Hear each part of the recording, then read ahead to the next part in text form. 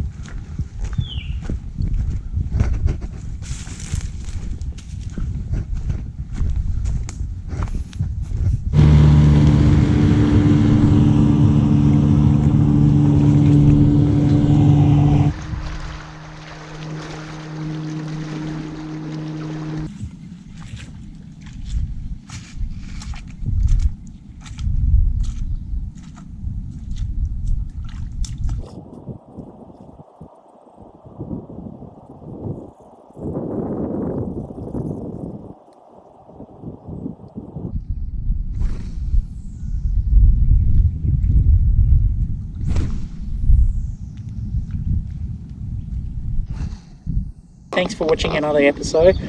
I haven't gone fishing for a couple of months now, ever since COVID-19 started taking off really. So trying to get back into routine.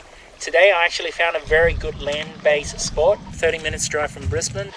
Just about 20-30 meters casting distance from a green marker, so that's roughly about 2 or 3 meters deep. I haven't caught any fish today though, not that I expect to today, being low tide, just the wrong day of the week. But still, good to get out and do some fishing.